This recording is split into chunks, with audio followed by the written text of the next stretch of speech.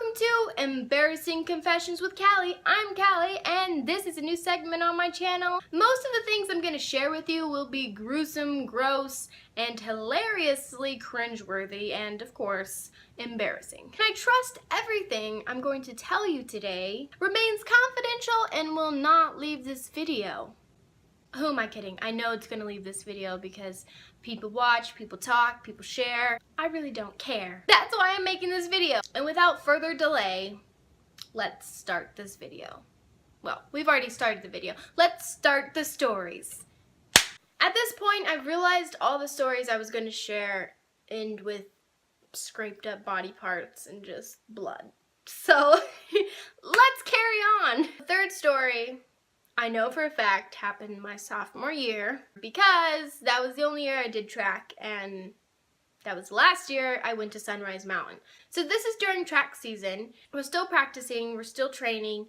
So I'm in PE, and usually during PE there's 2 or 3 classes together. 2 female PE classes. We're on the track, on the field, whatever. You're either walking or you're throwing a football or whatever. Not really, but slightly physical. One of the teachers was the long jump coach on the track team, and she, at the time, was trying to get me to do long jump, and I really didn't want to because, one, at practice it was taking away from my training time running, and I did track to run, not to long jump. And there are some crazy, crucial techniques in long jump. Like, you can only take a certain amount of steps before you have to jump into the sand pit. And I don't know why she chose me because I was short, but I did have some pretty good hops, so that must have been why. During this PE class, she decides she's going to train with me. If you've ever seen a track, there's this long little runway, and then there's a sand pit. She sets up these little plastic hurdles. This is to get my feet worked down. She places them about 1 foot, if not 1.5 feet away from each other. I don't know, like 7 of them. However many steps it takes before you have to jump. Okay. I used to wear Vans in high school. I don't know who or why I was convinced I was a 7.5, because I wear a 6.5, if not a 7, and sometimes a 6 if these shoes are made very small. And I was wearing the canvas Vans, and they were a 7.5. I was naturally a size 7, and I was wearing, for some reason, a 7.5. So this was a half size too big for my foot. There's about this much, if not more, space in the shoe for my foot to flop around in. And definitely not track shoes. No grip, nothing. They were like a magnet that was doing the complete opposite of what you want to be doing. So you gotta pick your knees up. She kept yelling at me, pick your knees up, pick your knees, I'm picking my knees up. Damn, you look like a little gazelle. So I do a couple runs, getting a little better at it. The second to last time, I do very well. Hit no hurdles, my knees were high, basically perfection. Basically perfection. Basically perfection. And at this point, everyone that is circling the track or doing whatever is watching me because, hello, I'm the only one doing this, and they want to know what the hell I'm doing because I look absolutely ridiculous. And my group of friends is over here to the right of me on the field, playing whatever, mostly just watching me and probably judging me. And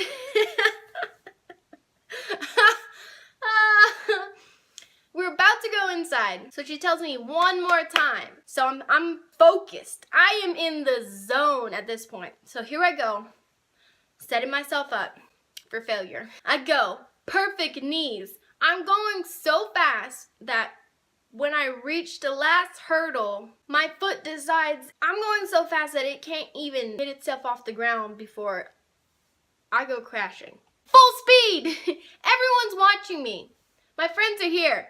Like 6 of them over there watching me. Coach behind me watching me. The whole 2 PE classes watching me. Full throttle. And I go, hit the last one, slow motion. My right foot is coming off the ground, doesn't make it because this 1/2 inch of my shoe has no toes in it, so it's just flying, scrapes the track.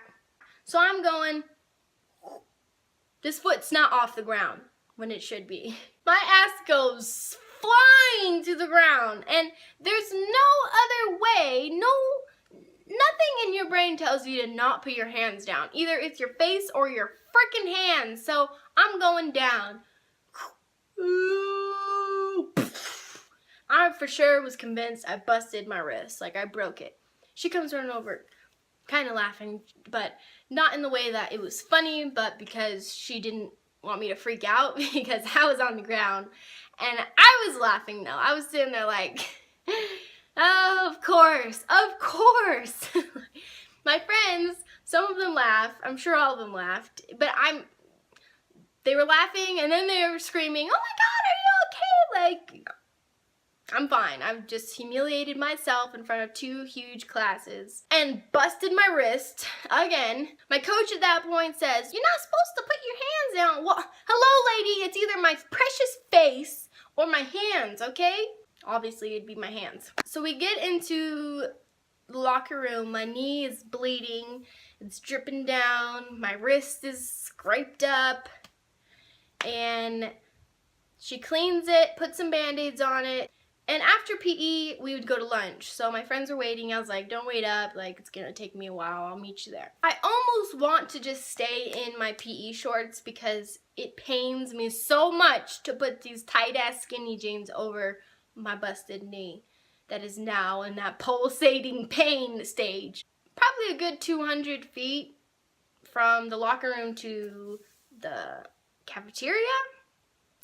And I barely make my way there, and this is a time in which someone should have picked me up from school because I was in so much pain that my entire body was just aching. I didn't even want to eat because I was in so much pain. I was in so much pain that I was angry and so much pain that I wanted to cry. I had one class after that, made it painfully up the stairs. I'm pretty sure I cried in that class just because I was in so much freaking pain. But, you know, your girl did what she had to do. She had to humiliate herself. And then she had to, of course, go to practice after school. And yes, I did. I practiced with that busted ass knee and busted ass wrist. You know what else I did?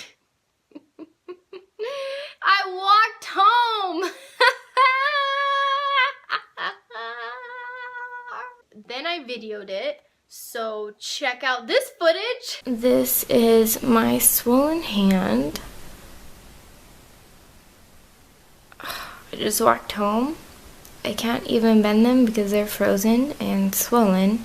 That's the little scrape that caught my fall. This is the difference between my hands. This is my legs with the bandages on and my tape that's no longer really attached to me. Don't mind my hairiness. I do apologize, but this is the nice left leg burn. And it kind of scratched all down my leg, but as you can see, it got me pretty good right there. This one was dripping blood. And this is my right leg. Awesome. Awesome blossom. It's even juicy still. Needless to say, I did not further pursue long jumping. I just stuck to physically running on the track. So those are my embarrassing stories for the day. I hope you enjoyed, and leave me some comments if you've ever had any similar experiences or witnessed something as excruciating as that. And also give me a thumbs up if you want to see more of these, because I did say it was going to be a new segment because I have plenty of embarrassing stories to tell. I love to humiliate myself, as you can tell. Not by choice usually, but at this point I've accepted the fact that my life is merely a joke to someone, and I better be able to laugh about it when I die. I'm just kidding. I hope you guys have a wonderful day. Stay tuned for more videos. I appreciate the people who constantly support me, and yeah, I'm still recording on my phone. I'm like this close to getting a camera. So yeah, stick around and I promise you'll see some quality content coming out real soon. So, bye!